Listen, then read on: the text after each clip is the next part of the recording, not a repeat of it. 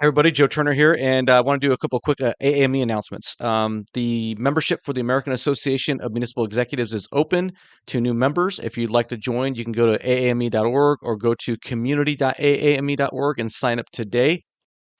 Also, in the second week of October, from the 7th to the 15th, I'm going to be touring through the South as part of the AAME Barnstorming Tour. It is being generously sponsored by Clear Career Professionals and City Detect. Thank you very much to them. I'm going to be making stops in Front Royal, Virginia, Lynchburg, Virginia, Augusta, Georgia, Beaufort, South Carolina, Charlotte, North Carolina. Going to be doing Richmond, Virginia, and probably a couple other stops in between. So if you'd like to catch up, want me to drop in for a visit at City Hall for a one-on-one for a meet and greet, or if you want to attend one of these lunches or dinners sponsored by City Detect or Clear Career Professionals, please reach out. Looking forward to meeting everybody, and the schedule's filling up fast. So please get on my itinerary if you want to meet up. Also, yesterday we had our first city manager Q&A session for the aspiring executives of the AME. So the aspiring members got to hear from Ed Meese. They got to ask some questions. We had some good dialogue. We had some great conversation about certain challenges and struggles that some of the aspiring executives are going through. And we're going to be having more of those on the 23rd. Jeff Bagenshoe, who has also been a guest on this podcast, he's going to be doing the next Q&A. And then in October, we're going to have RC Wise speak to the group. So if you are an aspiring executive member of the AME, please make sure you're RSVPing to those events. And if you want to become a city manager and you're looking to join the AME as an aspiring executive member, you should sign up today so you can catch these Q&A series. Now, on to the episode where I interview San Leandro PIO, Paul Sanftner. He's got a brilliant idea. Can't wait to share it with you. And I hope you guys will give it a listen and support his effort because it's pretty important stuff what he's working on.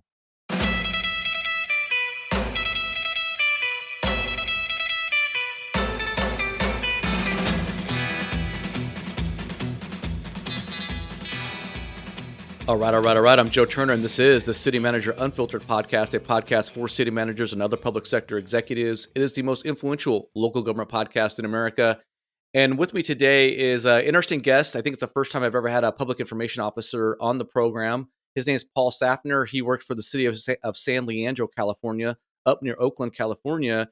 And he hit me up recently with just an amazing, phenomenal idea. It's one of those ideas I go, man, why didn't I think of that? And so we're going to have him on the show to talk about this interesting thing that he's trying to accomplish. He needs your help. We need your help to get this done. And so I want to welcome to the show. He can talk more about it. But first, Paul, why don't you briefly introduce yourself to the audience and tell us what you're all about? Yeah, thank you, Joe. Thank you for having me. So Paul Sanftner, I've been a part of the city of San Leandro for the last 5 years. Before that, I worked for an amazing county supervisor by the name of Nate Miley, and he really taught me about community organizing, local government. He was extremely patient with me. I think he should run for president, but that's just my opinion. I've been a part of the city of San Leandro for the last 5 years during COVID, during riots, just during a lot of stuff that I would like to share on this podcast. And one of the tools to alert the community is something that brought me here to you, Joe. And just seeing your post on LinkedIn inspired me to reach out. You have a following that is amazing. There are so many, I believe, local government executives, folks also in mid-level management like myself that learn from your case studies, just from your commentary, and I just really appreciate it. Well, thank you, bud. I appreciate that. Yeah, you're one of the rare breeds because you actually reached out to me on LinkedIn, sent me a message. You might have had some interaction in the past over the last couple of years. I won't get into the nitty gritty of it, but I think I might have reached out to you once or twice because San Leandro has kind of been in my news scan. Hint, hint, Yes. wink, wink, nod, nod. But we'll just leave it at that, right? And so you reached out to me actually a couple weeks ago and said, "Hey, I got this idea," and I was like, "Man, this is awesome! This guy's taking the initiative. He wants to be on the podcast. He's making it easy for me, and he's got a really great idea." But I'm going to tease this idea a little bit more. We're going to come back to that in a second, Paul. Before we do that, do you have any aspirations of becoming a city manager? Because I don't get contacted by PIOs very often. I mean, it happens, but generally speaking, just more like a FYI, are you aware of this? And the PIO route is not traditionally a very common route to get to the city manager's chair. I'm just kind of curious, do you have any aspirations or have you kicked around the idea or where are you at on that? It's a yes and no answer. I'm sorry. I think I'm a politician just dodging the question. Uh, Nate taught you well. Mr. Nate Miley yeah. taught you well. Yes. Yes. His quote that he was famous for: "I embrace controversy. I don't run from it." And Sounds like me. it, We might get along. yes, yes. Uh, if the opportunity in the future opens up, I would be open to it. But first, focus on the family. I have young kids. I have a wife that's actually going through her doctorate degree. Oh, So she's wow. going to be tied up for 3 years. She's an amazing woman. I call her Miss Universe. I truly want to make sure that I'm there for my family. And if something opens up, that would be great. But at the same time, I'm enjoying what I'm doing now. I have interns, I have part time staff, I have a city news broadcaster, full time position and we're just kick and tell there in San Leandro. We have 13,000 plus subscribers just on YouTube alone. And I'm just enjoying the fact that I'm working with a team and I'm being challenged. Doors are opening up in regards to connecting with the community at a more personal level than just sitting behind a desk. So I'm content right now. I want my family to flourish. If something opens up, I wouldn't be opposed to it. But then instead of having one boss, I'll have 5 to 7 bosses. I don't know if I can handle that. It's a tough racket. It's a tough Yes. racket. Oh man. What is it that you like about the PIO spot? I'm kind of curious. I served in a quasi, not a traditional PIO sense in terms of public information for a non-political entity such as a municipality, but I served as a director of communications for a politician, county supervisor back in the day. And there's some parallels, obviously, but I'm kind of curious. What do you enjoy about being a PIO? So I went through the Working Genius, Patrick Lencioni, Uh-huh. and my former city manager really just preached on that. And I'm like, okay, I'll take a look at it. It's another personality test. But long story short, you have the uh, widget. So W, wonder, I, invention, D, discernment, G, galvanizing, E, enablement, and then T, tenacity. And after taking that test and going through the details, I was, it was discovered that I was a wonder. So I like to uh, dream big, big Right. ideas. Right. I think that in itself, if I'm able to dream big, I can do anything. When my former city manager was there, she allowed me to delve into Google Ads. So we would create videos, short PSAs about programs and services with the city, and then advertise it. And Awesome. before we knew it, we had a following. At the time, I had a intern who transitioned to being the city news broadcaster. And during our annual Cherry Festival, it's a big festival now, 20, 30,000 people with a parade, people would come up to her and want her photo. And No I'm kidding. standing back. Are you I'm serious? the producer. Yeah, I have documentation. Those photos are out there. But that is what I love. I don't really care if I get the credit. I like to create things. I like to imagine and go big. That's why we have 13,000 subscribers. It's up from 233 subscribers when I first started 5+ years ago because video is king these days. People like the TikTok videos, the YouTube shorts, the Instagram photos, all that.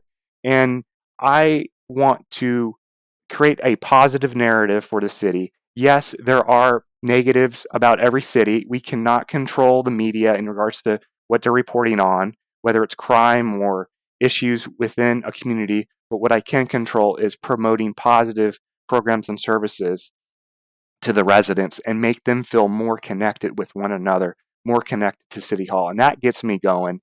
I just need like a license for freedom. I Yeah, love you want that Canva, creativity, right? Yeah. and it's amazing. So that's a long Yeah. story short. No, Yeah, no, no, I could sense the passion coming out of you. I would say be careful with those creativity dreams when you become a city manager. Sometimes they get stomped out, right? Depending on where you're at. But but in half joking though, but it's like I can definitely sense the passion.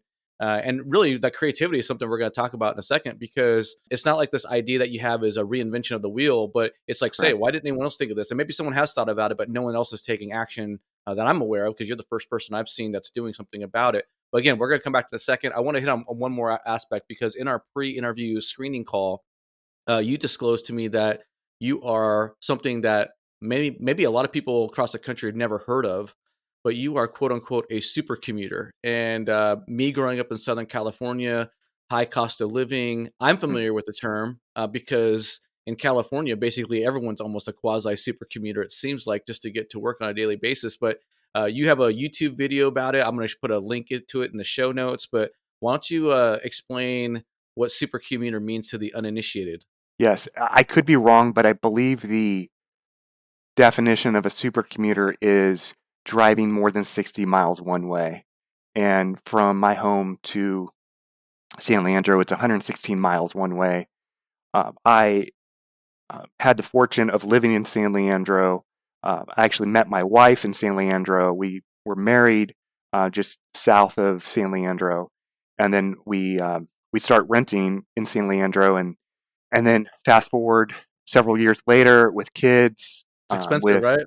yeah, it's the cost of living. So we settled in a suburb outside of Sacramento, and I take the Capitol Corridor, the Amtrak service. I enjoy it because I can optimize, and that's all. Basically, I appreciate optimizing. Right. Growing up, didn't have much, but then I can account for every minute. So in the YouTube video, if anyone cares to watch it, you'll see my prep the day before, and I'm focused. It was super hard, At first. super hard at first, not because it was physically demanding on myself, but when I got home, my kids were young. I needed to put them down for bed. These are, toddlers or Yeah. younger. And soon it was like 10 p.m. I need to get back. I need to get into bed, wake up the next morning, And start all over again, super right? early. And now I'm waking up at 3:55 in the morning, going to the gym. I'm there until 5. I'm out the door at 5 a.m. out of the gym. I go to my first leg because in the mornings the super commute's different. So I take a bus connection to Sacramento, and then I take the train to Oakland, and then I take BART. So in the morning, 3.5 hours. On the way back, it's less intense, 2.5 hours. But I'm able to work on the train. There are restrooms. There's a cafe if I want to. But there's time, going back to the sense of wonder, for me to just look out the window and start thinking and creating ideas in my mind to Right. then move forward with action. But it sounds like the way you programmed it is that when you get home, first of all, you don't have the stress of a normal commute. Like, first of all, I didn't even know the true definition of super commuter was 60 miles because honestly, that's baby shit compared to what most people do in California. Southern California, people drive 60 Yeah, miles more. easy. It's not a problem at all. And the commute's like 2 hours each way in a car, right? But you're stuck in a tin can, but a different type of tin can. You don't have to be driving and with the stress and hassles of traffic and bumper to bumper. You get Yeah. to actually chill and get work done. So even though it's a long commute, by the time you get home, the whole evening is 100% devoted to wife and the kids, right? Yes, sir. And my wife has reminded me, put the phone down, Paul. You're Yeah. home. Yeah, And yeah. it was hard because as a PIO, I'm committed to being available 24/7. Yes, it can be exhausting, but at the same time, I appreciate the flexibility that my boss has given to me living where I live now, having some time to work from home. But at the same time, she knows that when she calls me, I pick up, or Right, shortly, pick up after that if I'm holding a kid in the evening. But it's been great. I've been growing to the point where I can do more things. I have a master's in public administration. Now I'm pursuing another degree because I have that time devoted in the morning and in the evening to just execute. And Joe, I was lazy growing up. I did not want to wake up early. I did not want to exercise. This super commute has disciplined me and put me in my place to the point where now I've joined a free men's workout group called F3. It's F3 nations all over the world. And if I'm not super commuting, I am there, or I'm going to do a boot camp or running site for 45 minutes before I hop on the train when I can take a later train. Um, I feel great physically. That was one of the concerns that I had was, am I sleeping well? Am I eating well? Well, yeah. everything's fallen into place because I'm constantly hearing wise counselors saying, "Are you sleeping good enough? Are you eating well? Do you have enough protein?" And yeah, I'm 38 years old. I should probably know better, but I need those reminders. Yeah, I but need that accountability.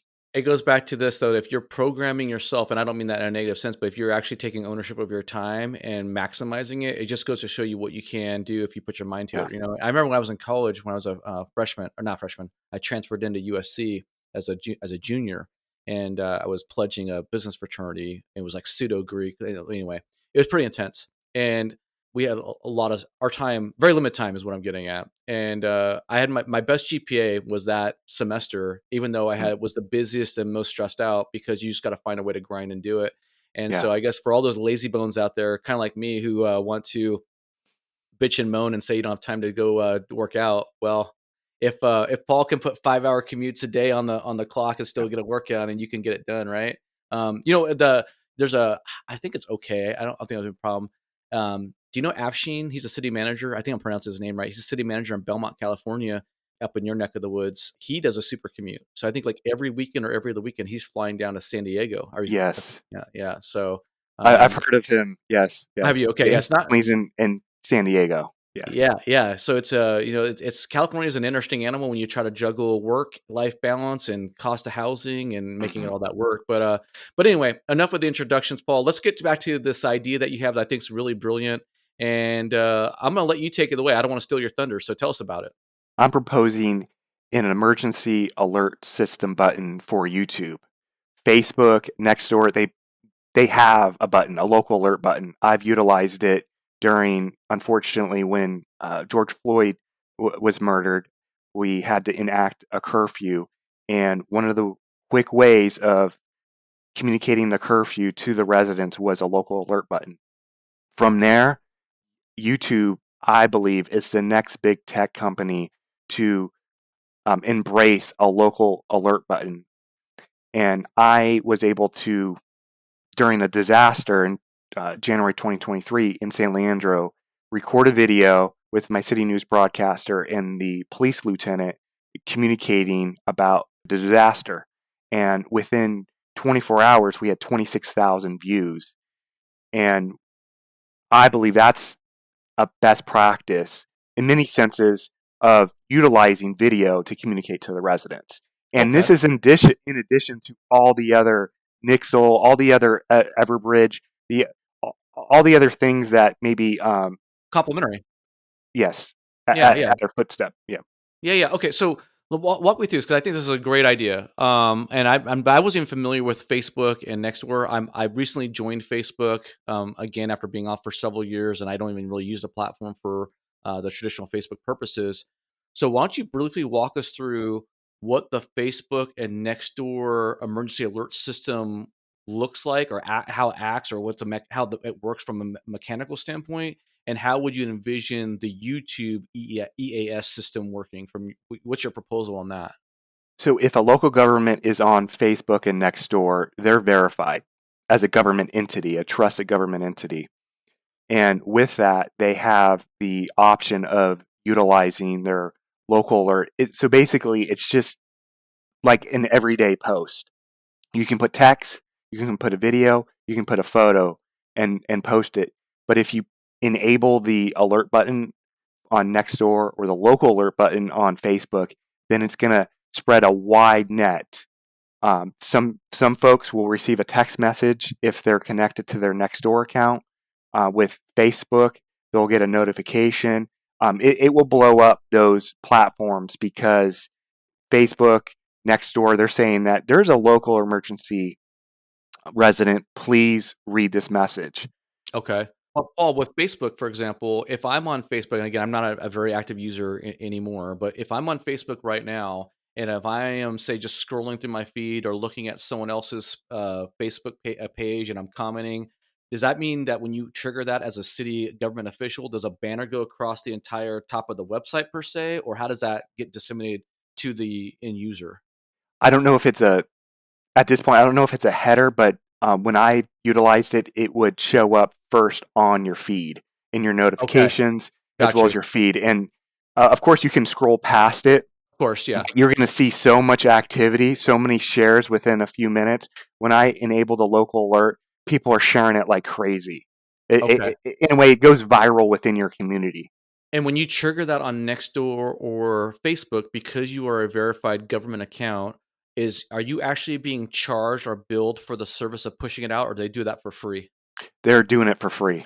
Okay, so you're getting this massive reach, right? Market Mhm. penetration, and you're not paying for it because it's an emergency. Kudos to them, and I'm glad that's Yes. the answer, right? So, what is it that you're proposing for YouTube per se? Mechanically speaking, how would it work?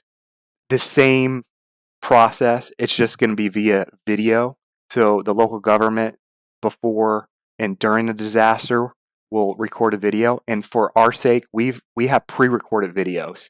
So when there's a disaster, if that happens 5 minutes from now, I can push out a video ASAP and alert the community because it's pre-recorded. It's basically saying there's a disaster that's active in the community. Please follow our social media pages. Please follow our website for more information.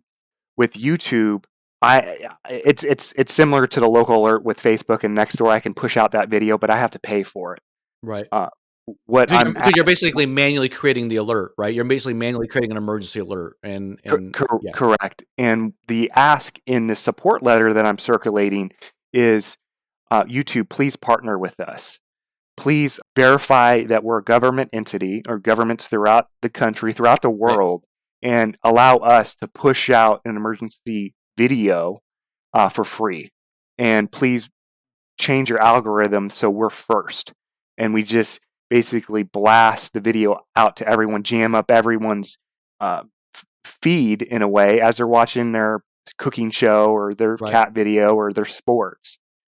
So let me ask this question then. I want clarity on this because a traditional EAS system, whether you're watching traditional broadcast television or you're listening to the radio FM AM dial, you'll get that annoying, obnoxious alert that comes through and interrupts the programming, right? With the YouTube version of this EAS that you're proposing, is this only going to be inserted into the feed or notification alerts, or would it actually be like a traditional scroll that you would have a traditional television screen where you have saying, "Hey, there's an emergency and we need you to listen to this message" or something like that? I think it can be multi-layered, Right, like you just mentioned. However, I think the first step is just enabling a video to act as a commercial. We're right, all on YouTube for the most part, and we're watching some video that's popular. And of course, we know that a commercial will pop up in that video, and that commercial could pop up before we play our video, during the video, or right after. And okay. what I'm proposing that the emergency video would pop up right away. And then once YouTube sees the benefit of that, then we can talk about a Even having header alert. like a cryon scroll, like a cryon Yeah, scroll or something on it, or something like that, or like the traditional EAS disruption, right? Or c- we also get all like the silver or amber alerts on our phone and things of that sort of nature that are really disruptive, but they get your attention, right? correct. And this is not for the. I appreciate Amber Alerts; they're great, but this tool would not be utilized for like a single occurrence in Yes. regards to an individual incident, like with one person. It would be for maybe a mass casualty Yes, situation, 100%. a disaster.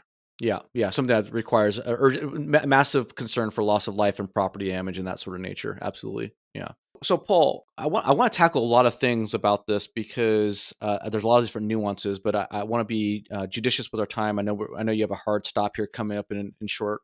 Can you elaborate a little bit more as far as what you have done so far to reach out to YouTube? What kind of response you've been getting from, say, other PIOs in your obviously your region or the state, whatever your network is, as far as your professional network and associations, and then also if we could talk a little bit more about what is it that the audience that's listening to this podcast, what can we do to assist you? Because I think it'd be an absolute phenomenal idea for YouTube to embrace this idea of creating some sort of an emergency alert system for their users. Because as you alluded to, so many people are on YouTube nowadays. I talked to Sam Tolles at Civvy Social. He mentions it all the time about. Guess YouTube has replaced regular television as being the Mhm. most widely watched source of information, or something like that. I don't know exactly what the stat is. So, why don't you run this down a little bit on what have you done so far? What has the response been, and how can we help? I think it's imperative to go to the source first for creating a conversation. I did talk to a Google government liaison about the idea. They were not dismissive, but they also said it's just another thing that we would need to consider. Yeah, And I'm like, well, if you don't see the benefit now, I understand that. We're all busy, but if there's a grassroots effort behind this, then I believe Google will take us more serious. And I do not want to burn any bridges. I do not want to come in with fire. I want to communicate that there is a need for this with YouTube because they will benefit just from a human positive community building mindset. Like absolutely. they could be looked to as a trusted source when a disaster happens. That being said, I talked to the gentleman at Google. Then I'm like, well, I'm kind of trained in community organizing and grassroots efforts with Supervisor Miley. I'm going to create a draft support letter. It's not, I'm not requesting a mandate. I'm not talking to legislators. I want to see if the appointed staff, the city managers, the emergency management supervisors, the public administrators, do they have an appetite for this? Right. And the answer, I believe, at this point is yes. I have city managers that have signed on to this letter. I have, I'm looking at the list, public manager associations sign on to this list. Um, I'm I'm talking to anyone and everyone that will listen. I've talked to a state agency just last week. I don't want to mention their name Sure. because it's connected to something bigger. They were open to it, and of course, I got to run it up the flagpole. I'm going to talk to another association, separate from government, that is very well known in California. So I'm doing the leg work right now. I'm making calls where I can. I'm sending emails. Joe, you have done me a huge solid in allowing me to have a voice here. Absolutely. So maybe I don't have to spend so much time on advocacy because when something's great, it's going to catch like wildfire in a good way. Yeah. And I hope people will see it. They'll recognize the need and sign on to the support letter. Okay, so what kind of support have you gotten? Have you been doing much outreach outside the state of California, or have you been primarily focused on your region in the state of California? I'm just kind of curious how far the tentacles have reached out of the Golden State. Right now, it's just California. I do Okay. have my former city manager as a sign on. She works in the state of Florida. Which this would be perfect for Florida, obviously. Yes, yes. She started her new role, and then 2 months later, the president was visiting her city because of the hurricane. Yeah, So yeah, it's intense. it's intense, and I hope we, as a movement, can get support from every state, and it doesn't actually stop with the United States. We can go into Canada, Mexico. Every country has, unfortunately, a disaster. Yeah. And also every country, for the most part, utilizes YouTube. Absolutely. Hey, Paul, I know I'm gonna put the link in the show notes, but for those who are listening, it's to find the support letter. You're gonna want to go to sanleandro.org/alert button support letter. Again, that's sanleandro.org/alert button support letter, and I will put that link in the show notes, so people can see that. And I will push it out on my platform, Paul, to promote it and whatever. I think it's a great idea. It's a brilliant idea. Um, I, I, it's like, why hasn't it been done already, right? And I mean, I'm not throwing Google under the bus at all. I mean, they do a lot of innovative stuff, and I'm sure they're going to come around on this because it's just one of those ideas that makes total perfect sense. And we'll see where this goes. I kind of wanted to unpack how you came about this idea because you've had some very tense situations in San Leandro over the last few years where you've had to activate sort of your own homemade EAS system through YouTube. And I think there's some amazing lessons that can be learned and shared with other city managers and PIOs who are listening to this program. So, why don't you walk us through a little bit how this whole idea came about? Obviously, through you saw a similar feature on the Facebook and the Nextdoor apps or applications or whatnot. How did you come about doing this and creating your own sort of homemade alert on YouTube? So it started. in May of 2020, George Floyd was murdered, and then that weekend we had major issues in San Leandro. We had folks from outside the city come in, do harm. One car dealership, 20 cars were stolen from that lot. We had a Walmart that was nearly burned to the ground. It was inoperational for a year or so, had to be rebuilt. And during that tense moment, the city manager asked that I push out a curfew message on social media, and I used the local alert on Facebook to do that, and then also the alert button on Nextdoor. And within, I believe, a day, we had it was like 30,000 plus people just on Facebook alone received the alert. And you don't have to be a follower of the City of San Leandro's Facebook page. It went to everyone that was a Facebook user within the geofenced area of the city. Right. And for context, 90,000 residents reside in San Leandro. It was a huge win in regards to the communication side. And then moving forward, January 2023, there was a rainstorm that was negatively affecting the city. We had to activate our EOC, Emergency Operations Center, and I had a staff member. And I want to interrupt you here, Paul, because I'm sure a lot of people are kind of chuckling when they hear about rain. And I grew up in Southern Yeah, California, so the first time we got a quarter inch of rain, it was like top of the news story, and the yeah. whole world was going to end. But this was not just a typical rainstorm. This was what we would call a major rain event. Correct? Correct. When you have flooding and the flooding is all the way up to the top of your car tires, then you have an issue. You had down trees, you had power shut off, so major issues. And then we also have to understand people that are elderly or have disabilities. Right. It's difficult for them. So we were all hands on deck. We activated our EOC. It was a 24/7 operation for the several days there. And during that time, my city news broadcaster and the police lieutenant recorded a video. And from there, it was like 26 seconds, really short. Then I put it on YouTube and I boosted it, or I put it through Google Ads and paid money to advertise it. Within 24 hours, we had 26,000 views. Wow. And I'm like, this works. If Facebook, Nextdoor, they work, and that those alerts are free of charge. I would like YouTube to do the same thing, because we already have a path forward. You Right. verify a local government who has a YouTube channel, you give them that button, and then they can uh, broadcast for free and jam up every YouTube video, every YouTube screen in that area to notify the residents of a incoming disaster or a current disaster. Absolutely, yeah. Like I said, we're not reinventing the wheel here, but we're just looking for maybe the fourth tire to be put on the set of Yeah. the car, right? I mean, let's get YouTube into the mix. So they are a behemoth, and we got millions of people who are watching YouTube.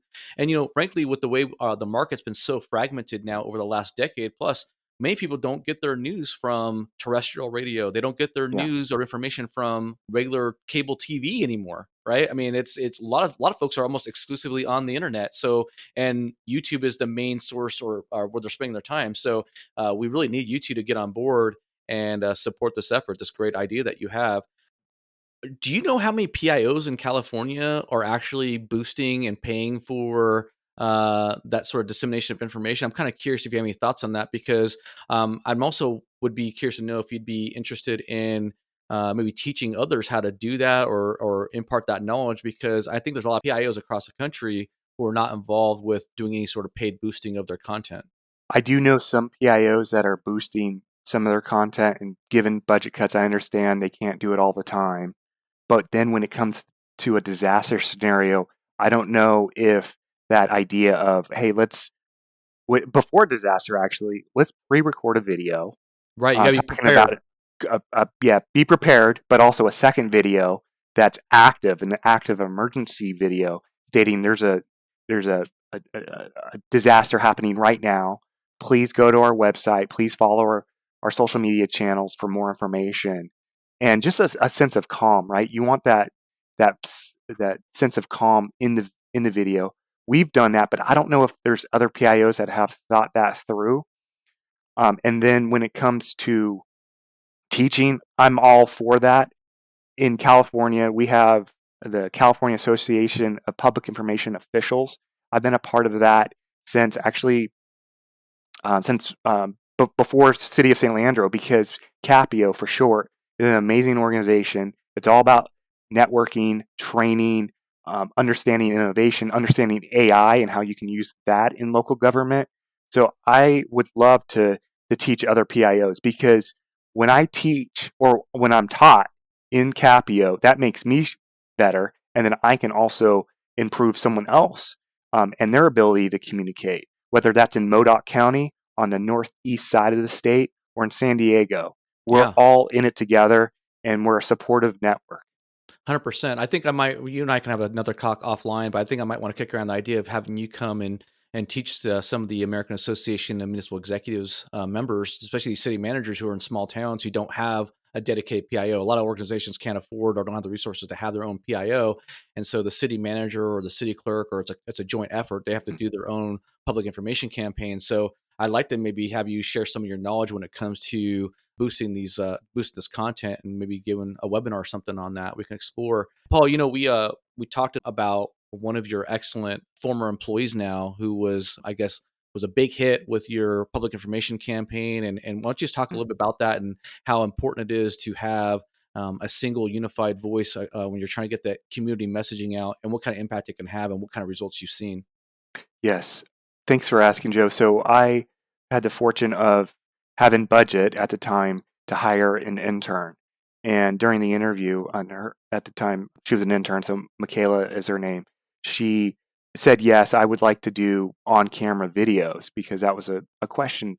And even before I was interviewing her, I knew if I had a consistent, nonpartisan voice communicating programs and services for the city, then there would be a trust between City Hall and residents. And the I think 3+ years that she was with me, she would be recognized. She would get recognized, of course, in San Leandro, but throughout the East Bay, Right. because we would record a video. Cherry Festival, 30,000 plus people come, record that video, and then people would see that video, and then the call to action is, of course, the show up. Or maybe there's the police community review board, and we need seats, applications for those seats. So we would record like crazy and push out these videos. The YouTube subscribers increased because of that, but it was great because it wasn't the mayor that was front and center, or a Right. council member, or the city manager. It was someone that was nonpartisan, that didn't that was just doing their job, communicating, and that sense of trust was built because of short videos communicating relevant information that I believe the residents needed to know to improve their quality of life. And what's her first and last name again, and where's she at? It's Michaela Carter in City and County of San Francisco. Awesome. Well, shout out to Michaela Carter for doing all that great work and getting the love. Yeah, it's pretty amazing to think that you have a city staffer who is getting that kind of love and attention from the public, right? Because with the limited attention spans of our residents nowadays, you're really cutting through the clutter, right, and really making a difference if you're able to resonate with your citizens that well. Yes, and now I have another person that has taken over, Angela, and she has increased our subscribers even more because of that consistent, friendly voice. And I'm like, if I can implement this position, and it doesn't have to be full time. They're not full time. They have other duties, but their working title, city news broadcaster. But if I can implement this position here in San Leandro, I believe any city or county can do the same thing. You just need someone that uh, enjoys speaking to the camera, that is active in communicating videos weekly, if not every other week. And then you just need a little money to boost those. And if you're like, I don't have any money, Paul, then utilize the free apps that you have now: Facebook, YouTube, Nextdoor, Instagram, and you can still increase your following organically. Hey, be real quick. I know we come up to a hard stop here. What again, what can we do to help you as far as get this accomplished? And I think we talked about in the pre-screening, you're really kind of leery about getting sort of like the political aspect or having councils Mhm. do, resolutions or whatnot, but you're looking primarily for support from CEOs, executives, and staff, correct? Correct. And with the exception, I do want to include sheriffs. They're of course elected, but they handle public Of course. emergencies.